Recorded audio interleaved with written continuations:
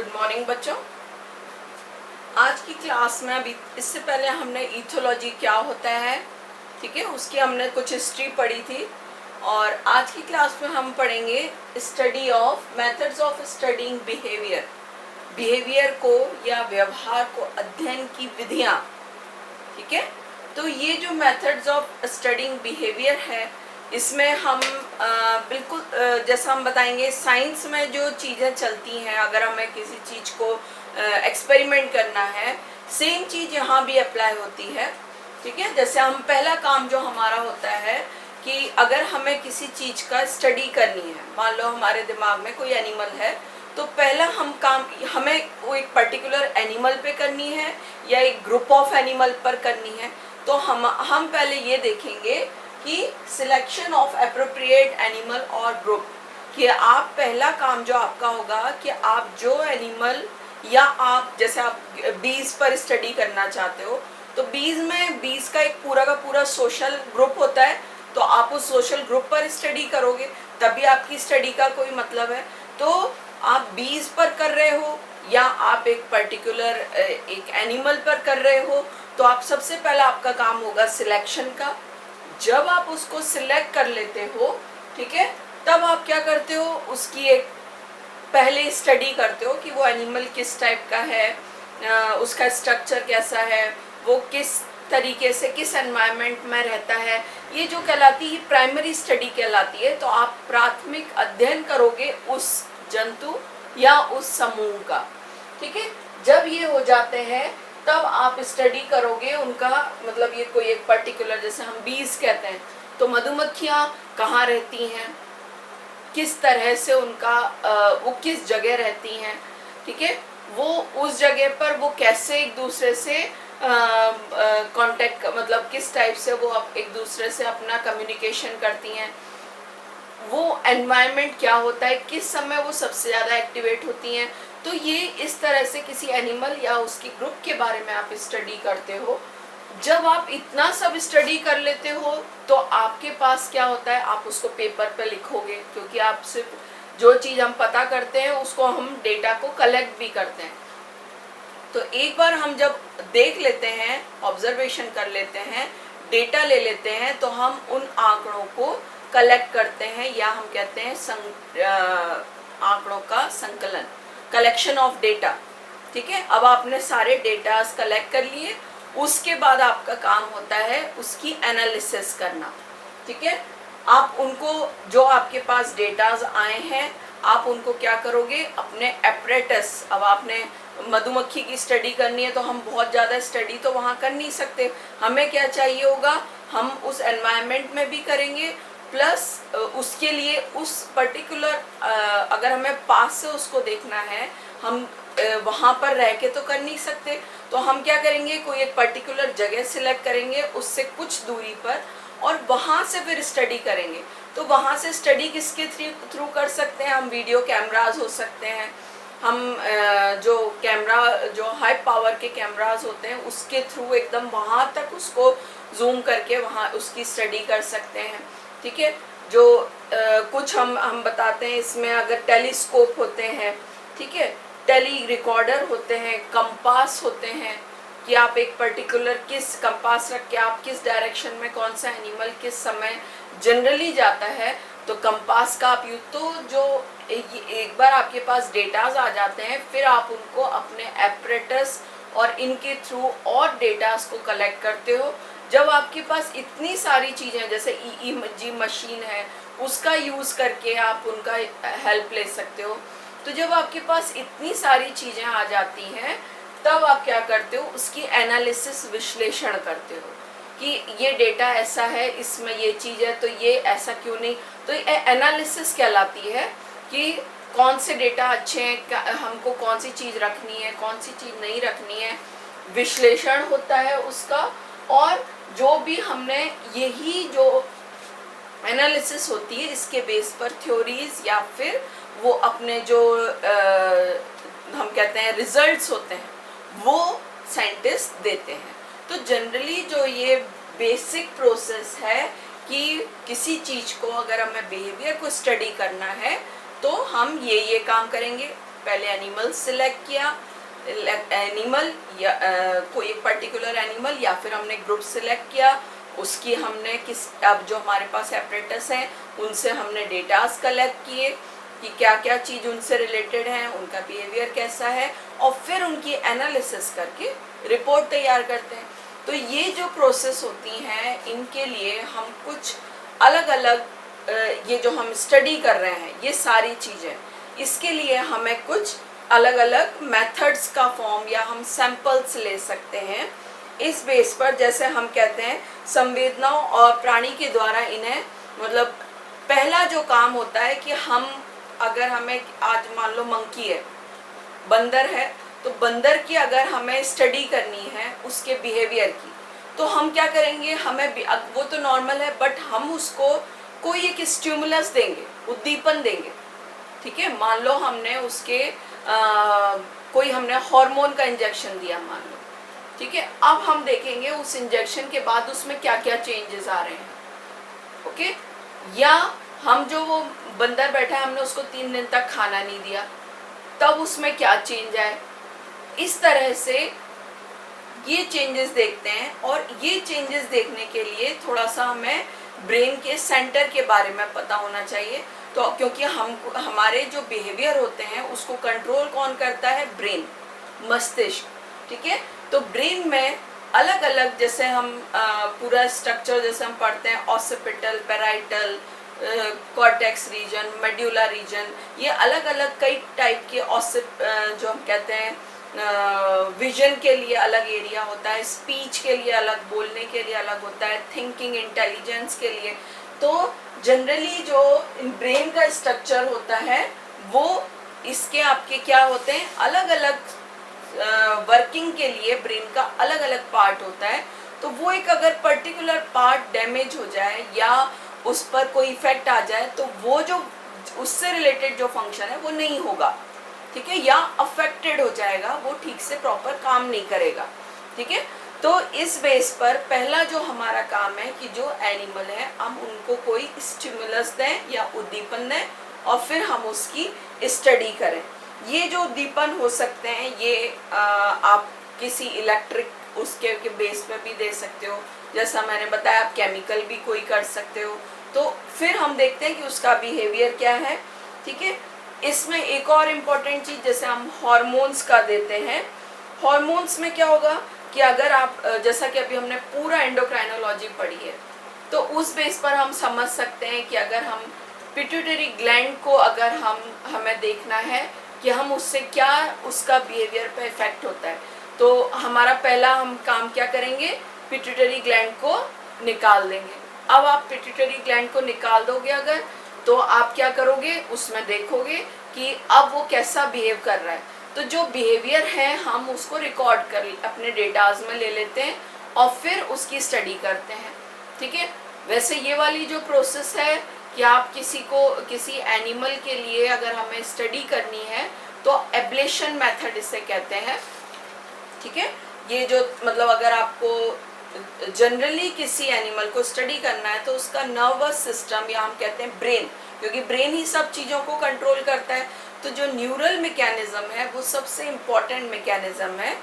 उसमें आपको क्या होते हैं, जो पहली मेथड इसमें रहेगी न्यूरल मैकेनिज्म में, ये जो पहली मेथड है किसी ब्रेन के किसी पार्ट को डीएक्टिवेट कर देना या निष्क्रिय कर देना, और फिर हम देखते हैं कि उसका फंक्शन कैसा हुआ, ठीक है। जैसा कि हमें पता है अगर हम हार्मोन ट्रीटमेंट या हम अगर बाहर से हार्मोन दे दें उसे, ठीक है, जैसे एडीएच हार्मोन है नॉर्मली जो शरीर में चल रहा है, ठीक है, एंटी डायूरेटिक हार्मोन। अब ये हार्मोन का अगर उसको इंजेक्शन और लगा दिया जाए एक्स्ट्रा, तब उसमें क्या चेंजेस हुए, तो हार्मोन के थ्रू ये न्यूरोकेमिकल मेथड कहलाती है। एक जो मैंने अभी जैसे बताई एब्लेशन मेथड, एब्लेशन मेथड को ही या हम क्या कहते हैं लेजन मेथड, या फिर हम कहते हैं न्यूरोकेमिकल टेक्निक, या हम कहेंगे चोट पहुंचाने वाली, कि हमने कोई एक पर्टिकुलर ऑर्गन निकाल दिया या हमने उसको डैमेज कर दिया, अब हम स्टडी करते हैं। तो इसमें इन्होंने एक साइंटिस्ट थे ब्रोका और एक साइंटिस्ट थे वर्निक। इन्होंने ब्रेन में जो एक सेंटर है कि उन्होंने उस सेंटर को एक पर्टिकुलर जगह को उन्होंने ब्रेक उसको डैमेज किया। उसको डैमेज करने से उन्होंने देखा कि जो भी एनिमल है वो उसको उसके बोलने में डिफेक्ट आ गया। ठीक है, तो ये उन्होंने फिर जब उसको नॉर्मल कंडीशन में देखा उसको वो वाला ऑर्गन, तो क्या हुआ, वो नॉर्मल वर्किंग कर रहा था, पर डैमेज किया तो बोलने में दिक्कत। तो जब उन्होंने इसकी स्टडी करी उस बेस पर ब्रोका जो साइंटिस्ट थे उनके बेस पर ब्रेन का वो पार्ट जो स्पीच के लिए रिस्पॉन्सिबल है, बोलने के लिए रिस्पॉन्सिबल है, वो क्या कहलाया, ब्रोका सेंटर।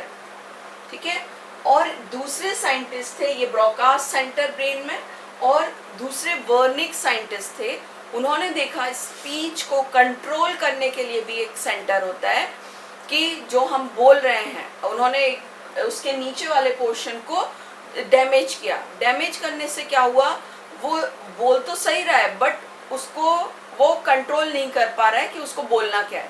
तो इस तरह से वर्निक साइंटिस्ट जो थे उन्होंने ब्रेन में वर्निक्स एरिया उनके नाम पे पढ़ा, वो स्पीच को, बोलने को कंट्रोल करने वाला एरिया था।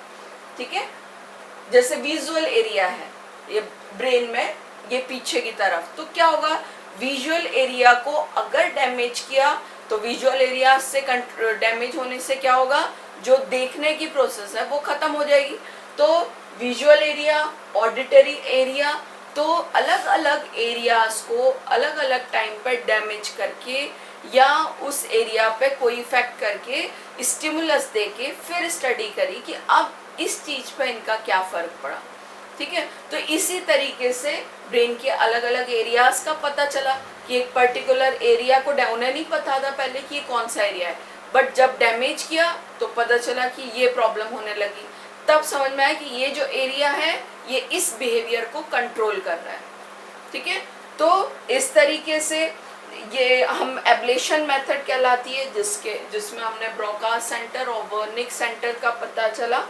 ठीक है, तो इसमें क्या करते हैं, जैसे हम एक और एग्जांपल इसका रीजस मंकी का ले सकते हैं। रीजस मंकी या मैकाका जो हम कहते हैं मोलेटा, इसके क्या किया, जैसे हम ब्रेन का जो दो पार्ट होते हैं, बाहर का कॉर्टेक्स और बीच का मेड्यूला, तो कॉर्टेक्स पार्ट में उन्होंने क्या किया, जो विजुअल कॉर्टेक्स थे, ठीक है, जो दृश्य वल्कुट था या विजुअल कॉर्टेक्स रीजन था, उसको रीजस मंकी के विजुअल कॉर्टेक्स को डैमेज कर दिया। जब उसको डैमेज कर दिया तो वो जो शेप्स थे, कोई जो भी चीज़ें उसके सामने आती थी वो उसमें डिफ्रेंशिएशन नहीं कर पाया। ठीक है, तो विजुअल कॉर्टेक्स को डैमेज करने पर वो डिफ्रेंशिएशन या विभेदन नहीं कर पा रहा था। ठीक है, तो ये रीजस मंकी में देखा।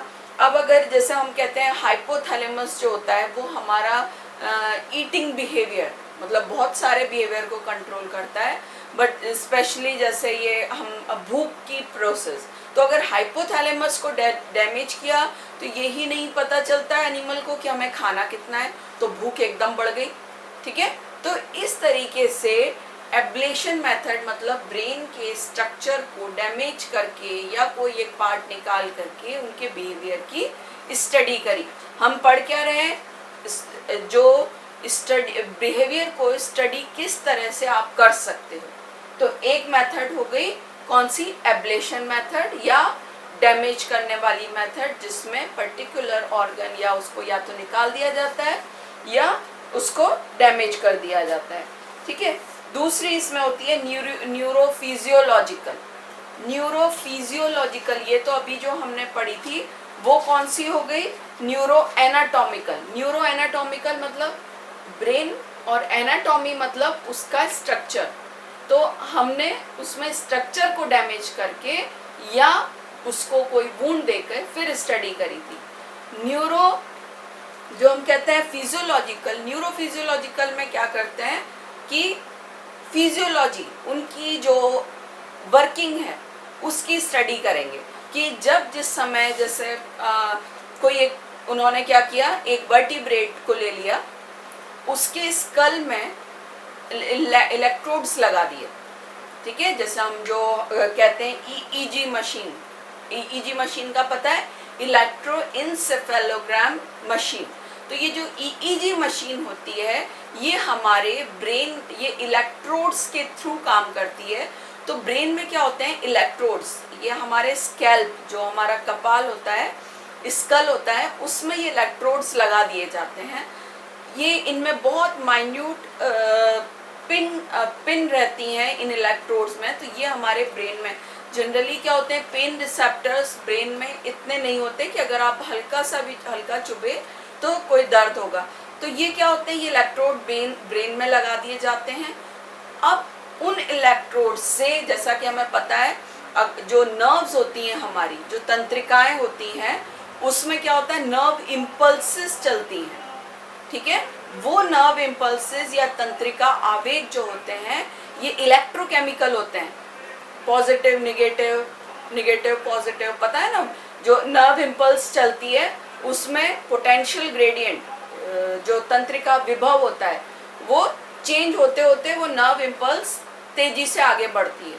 तो ये जो नर्व इम्पल्सेस हैं या तंत्रिका आवेग हैं, या हम कहते हैं जो इलेक्ट्रो पोटेंशियल है, विद्युत विभव है, इसको ये इलेक्ट्रोड नोट करते हैं कि जिस समय हम सो रहे हैं उस समय जो ईईजी मशीन ये देखेगी कि जब आप रेस्टिंग कंडीशन में हो तब आपके जो वाइब्रेशन हो रहे हैं ब्रेन में, जो इलेक्ट्रो ईईजी जो मार्किंग होगी वो किस टाइप की होगी, ठीक है। जो वेव्स, इसको हम कहते हैं वेव्स, जब हम बहुत एग्रेशन में हैं तब वेव्स कैसी होंगी, वो जो इम्पल्सेस की वेव्स हैं वो कैसी हैं, जब हम बहुत गहरी नींद में हैं तब उस समय कैसी हैं।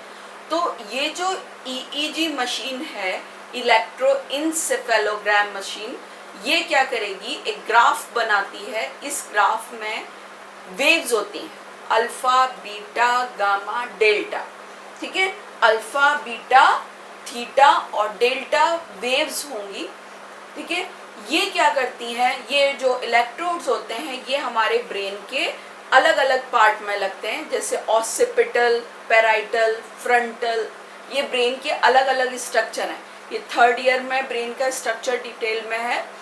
तो ये ध्यान रख लो कि ब्रेन को अलग अलग पार्ट्स में डिवाइड किया है, occipital, parietal, frontal, temporal, temporal side का हो गया, पैराइटल, पैराइटल इधर का, ऑसिपिटल और जो विजुअल वाला वो पीछे का। तो ये जो पोर्शन होते हैं इन पे अलग अलग इलेक्ट्रोड्स लगाते हैं। अब उस पर्टिकुलर जगह पे कौन सी वेव्स वो ले रहा है, ठीक है। जैसे हम कहते हैं अल्फा वेव्स जो होती हैं, ये अल्फा वेव्स जो रहेंगी, ये जब एनिमल बहुत शांत नॉर्मल कंडीशन में वो बैठा हुआ है, ठीक है, उस समय जो वेव्स में, मतलब कोई उसके कोई इमोशन, कोई गुस्सा, दर्द कुछ भी नहीं है, नॉर्मल कंडीशन में बैठा है, उस समय उसमें जो वेव्स निकलेंगी वो ये रिकॉर्ड जो करते हैं वो अल्फा वेव्स होती हैं, ठीक है। और इसको ऑसिपिटल और पैराइटल जो रीजन होते हैं ब्रेन के, वहाँ से रिकॉर्ड किया जाता है, ठीक है। और ये जो अल्फा वेव्स होंगी सिर्फ जागते समय ही इसको आप रिकॉर्ड कर सकते हो, ठीक है। फिर बीटा वेव्स जो होती हैं ये फ्रंटल लोब से, ठीक है, बीटा वेव्स फ्रंटल लोब से रिकॉर्ड होती हैं। और इनका काम जो होता है वो क्या होगा, ये थिंकिंग की जो प्रोसेस होती है उस थिंकिंग की प्रोसेस को ये रिकॉर्ड करती हैं, ठीक है।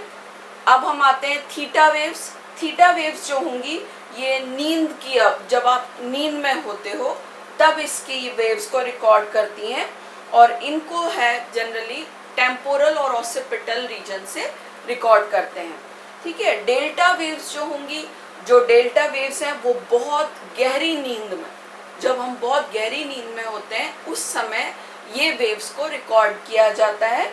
और ये जनरली जो रहेंगे ये इनको डेल्टा वेव्स को, जैसे कोई मेंटल कंडीशन है, मेंटल प्रॉब्लम है, उनको उस चीज को देखने के लिए इन डेल्टा वेव्स को देखा जाता है, ठीक है। तो इस तरह से अल्फा, बीटा, थीटा, डेल्टा, ये वेव्स जो होती हैं ये इलेक्ट्रोइंसेफेलोग्राफ पर प्लॉट कर जब हमारे ये ईईजी बनता है तो ये ही चारों वेव्स के कंडीशन समझ में आ जाता है कि भाई अल्फा वेव है तो ये इस ऑसिपिटल और पेराइटल रीजन से रिलेटेड है, और अगर इसमें कुछ गड़बड़ है मतलब ये वाली प्रोसेस ये गड़बड़ होगी, ठीक है। बीटा वेव्स हैं तो बीटा वेव थिंकिंग को अफेक्ट कर रही है, तो अगर इसमें कहीं प्रॉब्लम है मतलब वो हमारे कौन से फ्रंटल लोब को अफेक्ट कर रही है। तो आप वेव्स के बेस पर एनिमल के बिहेवियर में कौन सी प्रॉब्लम है ये आप बता सकते हो, ठीक है। तो ये एक इलेक्ट्रोफिजियोलॉजिकल मतलब आपकी बॉडी का जो ब्रेन का फिजियोलॉजी है उसको स्टडी करके ब्रेन के बारे में आपके बिहेवियर के बारे में बताया जा सकता है, ठीक है। तो ये जो होती हैं ये ईईजी के थ्रू आप इसमें बता सकते हो, ठीक है।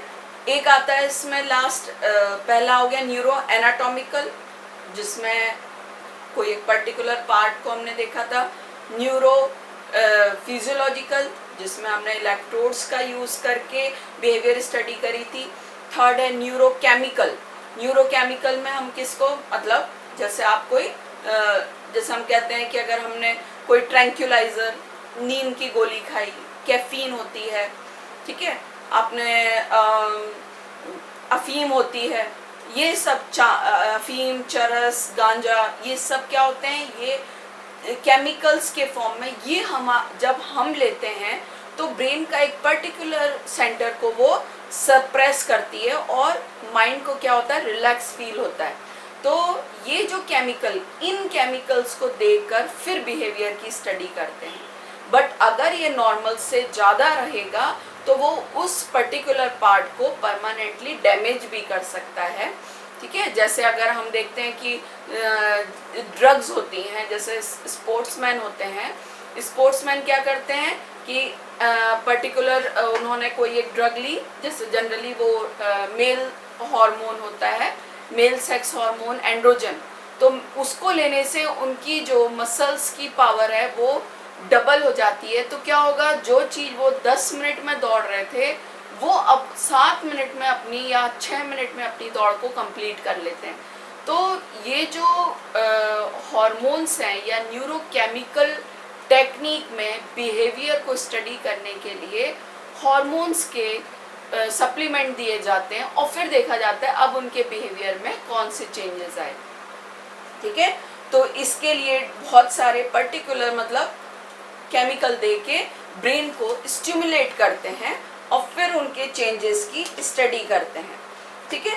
तो इसमें जैसे हमने बताया एंड्रोजन, कैफीन हो गया, ये सारे कहलाते हैं स्टिमुलेटिंग सब्सटेंसेस, उत्प्रेरक तत्व जो हमारे बिहेवियर को स्टिमुलेट कर रहे हैं। तो एक पर्टिकुलर टाइम के लिए क्या होता है, या तो हमारा जो ब्रेन है वो सप्रेस हो जाता है, हम शांति में आ जाते हैं, या हम एग्रीवेट हो जाते हैं, ठीक है। तो ये जो प्रोसेस होती है कौन सा हार्मोन दे रहे हैं उसके ऊपर डिपेंड करता है। तो इस तरीके से ये कुछ एक टेक्निक्स हैं जो क्या करेंगी, ब्रेन को स्टिमुलेट करती हैं या उसको उनके ब्रेन को अफेक्ट करके हम ये जो हमने पढ़ी है ये नर्वस टेक्निक है, ठीक है, न्यूरोलॉजिकल टेक्निक है, neuro anatomical, neuro physiological, neuro chemical, ये तीनों टेक्निक के थ्रू आप नर्वस सिस्टम या ब्रेन की स्टडी करके बिहेवियर को स्टडी कर सकते हो, ठीक है। नेक्स्ट टाइम जो है वो हम नेक्स्ट स्टडी करेंगे, ओके।